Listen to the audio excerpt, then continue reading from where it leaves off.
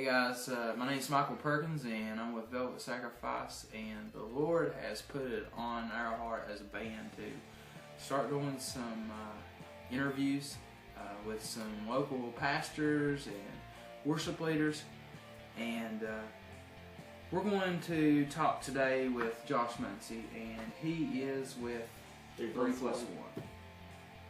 And I guess the first question I'm going to ask you is to share a little bit about how you come to know Christ and start a relationship with Him. Okay, what happened was I kind of grew up like knowing Christ, and I kind of grew up saved. I grew up in a Christian home and everything, and when I got in my first year of college, I just kind of wanted to experiment with different stuff, and I just kind of went a little bit wild, and I wanted to smoke weed. I never done like any hardcore drugs or anything, but I just wanted to smoke weed sometimes, and then me and my friends just kind of got off to ourselves, and we were doing that all the time, and I was messing up slowly and just going farther and farther away from God. And finally, I was in the back of a church down in Racell, y'all's church, what used to be y'all's church, and this woman was preaching. I bowed my head at the main beginning of the service, and I said, God, if it's meant for me to do anything with this whole music thing, send her back here. So I waited for a long time, and right when I was getting ready to walk out the door, she came back there and she said, God told me what you prayed, and if you just stay true to Him, and if you just follow Him, then you'll get what you're asking for. So I kind of just felt overwhelmed, and I was like, well, if God's going to give me this, then why can't I live for Him? So I just sat in the back of the church and bowed my head, and I said, God, forgive me for everything, and I'm sorry, and I just ask that you come back into my life. And that's basically how I came to know Christ. What's something that you've overcome in your life that God has helped you to overcome? I think every man still struggles with this on a daily basis, but for a while I had I guess a problem with like lust, and God has really brought me a long way with that. Like he's taken, like, you know, every man struggles with it and stuff, but God has just really been showing me all kinds of different stuff in His Word, and just showing me that it's easy to overcome if we just really follow Him and want to follow Him. So I overcame that. What's something that you found in being a Christian that you didn't have in the world? Some benefits of living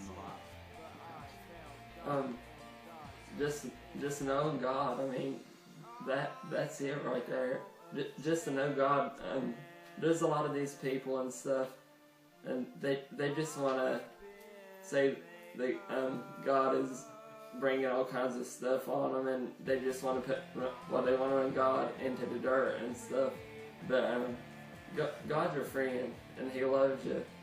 And if you would just like really get to know God, then He would take everything away. He takes all your sins away.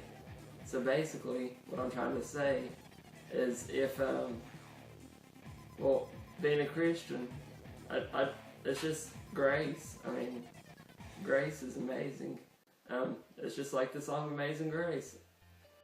What is it that you love about being a Christian? Everything again. I love. It's what makes you excited, like yeah, keeps you going.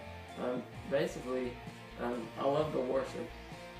I love going into God's presence and just letting God be God. What would you say your vision is for like your area, your city,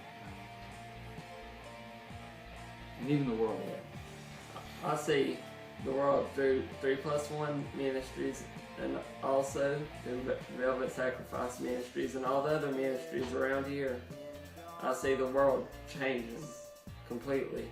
I see like a whole new world of just people that's came to know Christ through our ministries, and people that's not ashamed of the gospel of Jesus Christ, and people that's just they don't care what the world thinks of them, and they don't care about just who sees them, and just God's there.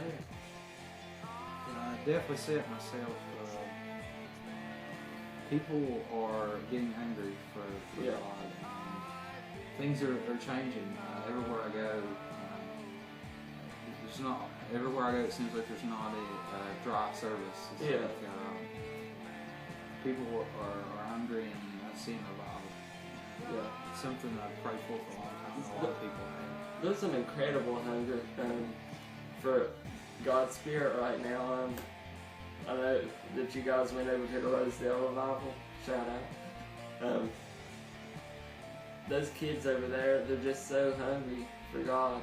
And if we could get the kids on board to react to God's presence that way, and just don't care about what people think about them, then there would be just a great revival.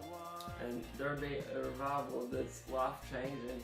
I mean, we've all hungered for a revival for so long, and we've been having revivals, and they've been great.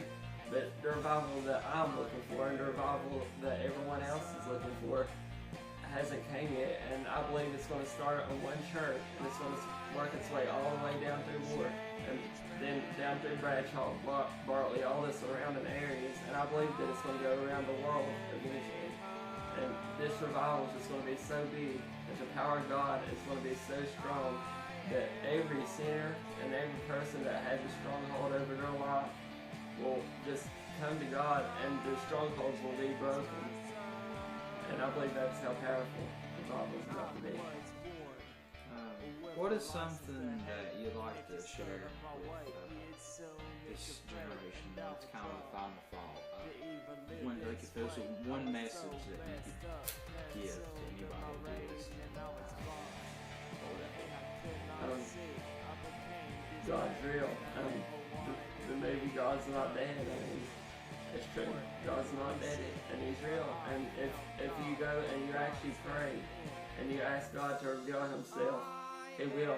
Just spend time in the Word, and He'll reveal Himself, and you'll find out for a fact that He's real.